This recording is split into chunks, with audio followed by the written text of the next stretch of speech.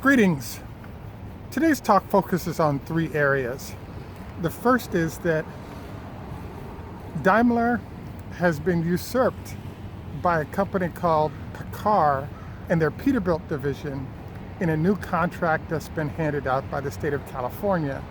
So this is a bit of surprise to learn that Peterbilt is active and going to be a factor when it comes to electric vehicles. The second thing we covered today is a question mark, which is the Taycan from VW's Porsche division and their Audi electric vehicles, are these in their current iteration duds? And in that vein, what we're really looking for is a dialogue on the fact that LG, at least over the next couple of years, has emerged as a superpower in electric batteries. And the question is, how does them being a superpower affect Tesla as the only other viable entity with scale level batteries that all the manufacturers are lining up for?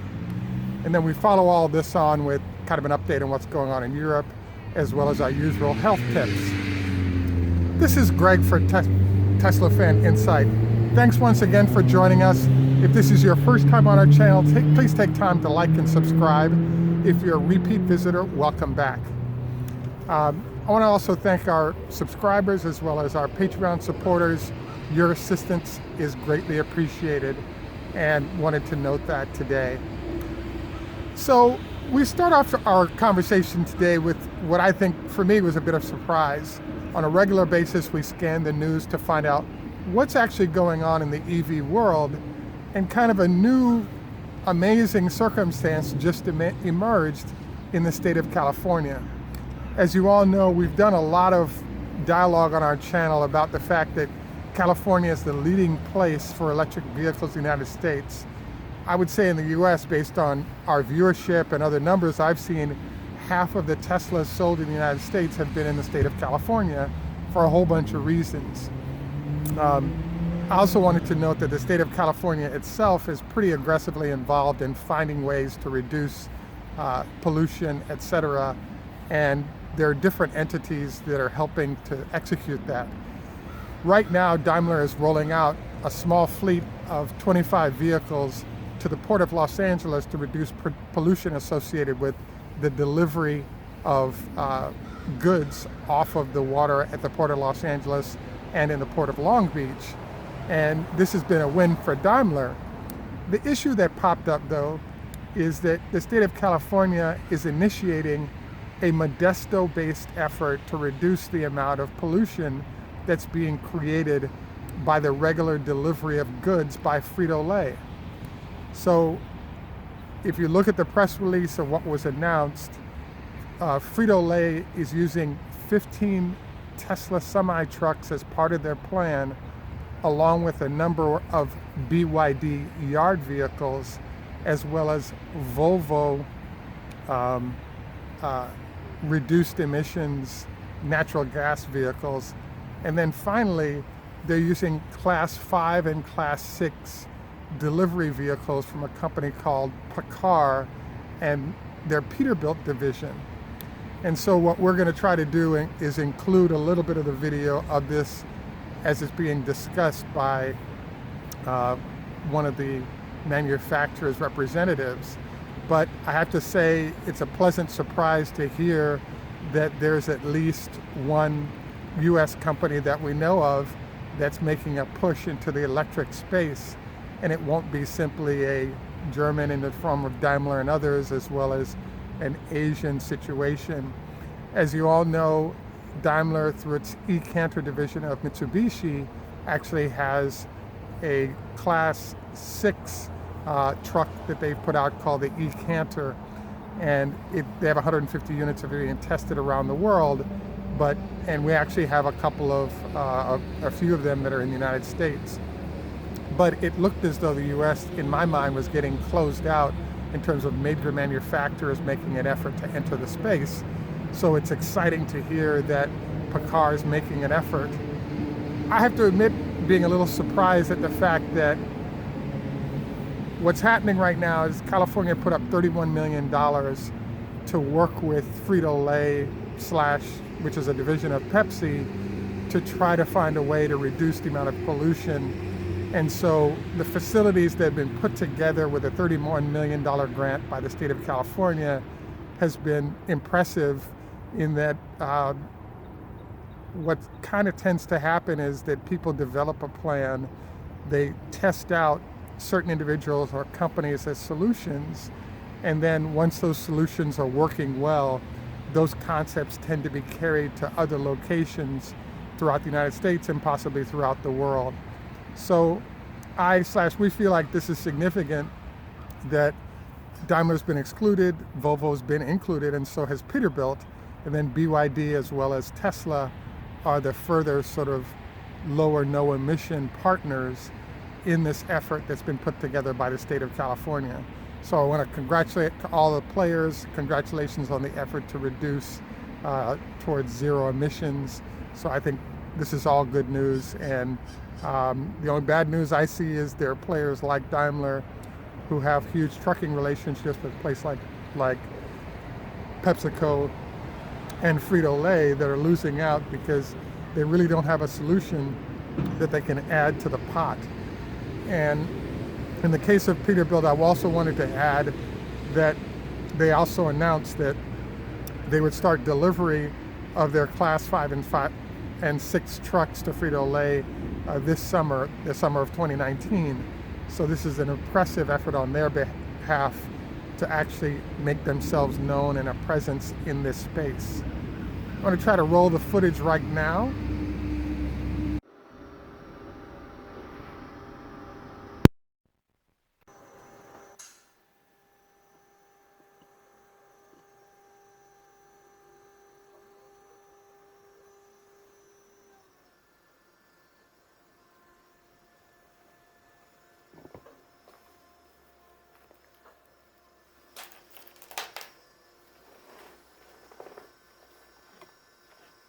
Place where the diesel engine normally sits, we have a inverter that's going to control one of the motors. Okay. Two motors.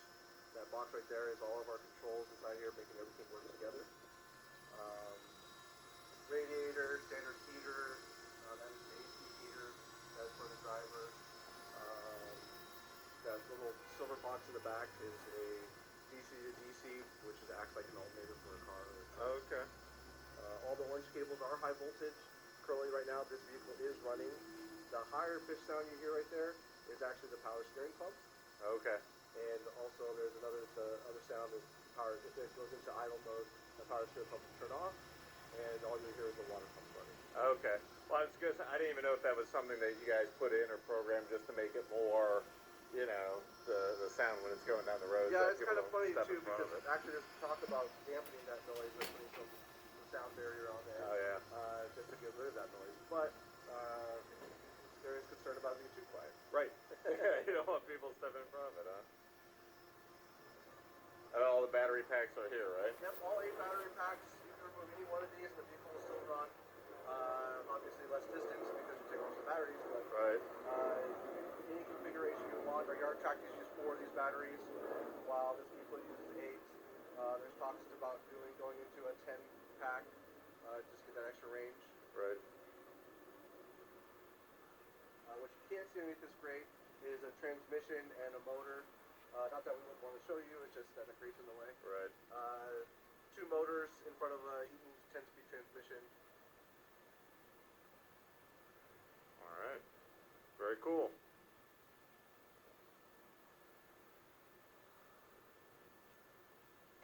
Electrical truck? It is an electric truck. Alright. Yep. Wow. What's the cruising range you want to charge? Depending on what load you're pulling, 150 to 250 miles. Oh, wow. It's amazing. So the second part of our show for today is focused on the fact that in our minds, it has to be concluded that the VW, Taycan, and Etron are somewhat of a failure. The reason one would have to say that is that Audi/VW has a number of excuses for why the e-tron has not arrived.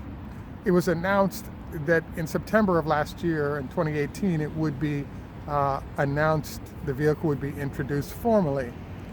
That formal introduction was eliminated because the CEO of Audi had been arrested as part of the Dieselgate scandal. And so all of a sudden, there was a decision made to not do the introduction.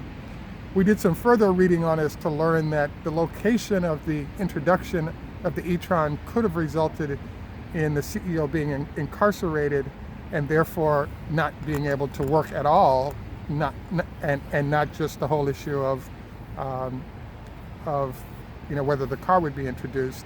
So he actually chose to stay in Germany, and that intro was delayed. The second round of delay that was announced by Audi came up by the fact that there was suggested that there was a software issue that the vehicle was having, and so that was round 2 of delay. The third iteration of delay we're now hearing at the beginning of 2019 is that LG has announced a 10% price increase for the batteries for the vehicle, which is further slowing delivery because it's not clear what the cost of the vehicle is going to be, and therefore how exactly is Audi going to price it if they're unclear of what the battery prices are going to be for the vehicle. So the reason why we're suggesting that these two vehicles might be a dud starts with the fact that there have been a number of announcements about amazing aspects of these vehicles. There have been a number of images of these vehicles on the test tracks of Germany, as well as sitting in auto shows in preparation for delivery, but there's been nothing delivered. The second sector that makes us believe that this vehicle is somewhat of a dud, hence why there's such a delay, is, as you'll notice, there was a Super Bowl ad featuring the Audi e-tron, and in that ad there was a vehicle, their image presented, and Audi announced that 2025 is when that vehicle would be delivered. So if you're showing a car and it's 4 years, 5 years away from showing up, it suggests that the current iteration is a dud or not viable. And so this is the second part of our argument. The third part of our argument has a focus on performance. As you all know, the Porsche Taycan is scheduled to arrive in the range of $90,000. It's approximately a 250-mile range vehicle, and the competitive element that's being presented by Porsche is the fact that it'll charge in 5 or 10 minutes versus a Tesla might take a half hour to do so. I was kind of surprised because it's the first time in the last 50 years I've heard of a performance auto company basing the speed of fuel acquisition as being a competitive advantage. But I guess surprises happen all the time. The reason why I believe the Taycan is on my dud list is that they're turning in a 3.5 second 0 to 60 time in that vehicle, and the performance version of the Model 3 is coming at a 3.3 seconds. So we'll see how this plays out, but it's hard to imagine sort of people who love cars and are enthusiasts wanting to get their doors blown off by cars that cost $10,000, $20,000, $30,000 less, as is the case with the Model 3. So I believe that, by extending the time, Audi and Porsche will have time to improve the quality of execution of that product, and therefore have a more credible product that can enter the marketplace and make some noise. There are, I guess you couldn't call it a dud because there are a number of orders in Norway and other places for the e-tron. It's just that it has not arrived. The one last reason why I consider this vehicle somewhat of a dud is the fact that for great companies like VW and Mercedes and others, one of the challenges that pops up is that you typically do not want to introduce a vehicle and then have it in customer hands within a year or so of delivery. And the reason is that you actually need time to make sure that you do a good job of testing and run a lot of miles on that vehicle to make sure that you can anticipate customer issues that might occur. So our argument then is that on a temporary basis, perhaps for the next year or two, the Audis and VWs of the world are doing what they can to sort of introduce ideas that represent ways to be competitive. But the reality is that they just don't have a competitive product that they're confident in versus Tesla, hence they're being slowed down and have to rely on announcements of 5 years away and photos of the vehicle as a way to try to retain customer interest and customer loyalty in the short and long term. The final area that we wanted to cover today is, has LG emerged as a new superpower opposite Tesla when it comes to electric vehicles? As you all know, LG has signed up Mercedes, VW, Audi and their Porsche division, as well as the Jaguar. I mean, pretty much every major manufacturer, and because it's a Korean company, we would expect that Kia and Hyundai have also signed up there for their batteries. So if it's not a Chinese firm being riding on a Chinese battery, it seems that all the other companies have decided to use LG batteries. LG, as I've read, is building a plant in Poland to produce batteries and may have them in other locations around the world. So in the short term, i.e. for the next year or two, it seems like all the major manufacturers are relying on LG, which makes them very powerful because they're the only other option that people have versus trying to get batteries from Tesla. So when the announcement came from VW that a 10% increase in price by LG had slowed the delivery of the vehicle, I was fascinated by a business school analysis that said that if any customer is 50% of your business or greater, you are in too weak a position relative to that company. You're now a subsidiary of that company. What's interesting here is that the battery represents 50% of the cost of the vehicle. And in this case, LG basically has a monopoly, and the manufacturers have no choice but to do business with them because they really don't have any other options in the short term for those batteries.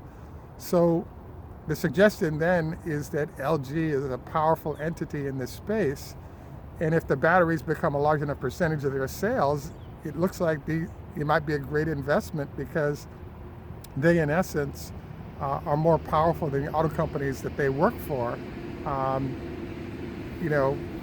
going forward. So, at any rate, wanted to thank you all for joining us. This is Greg for Teslafaninsight. Tschüss, macht's gut, au revoir, lehitraot, choda hafez.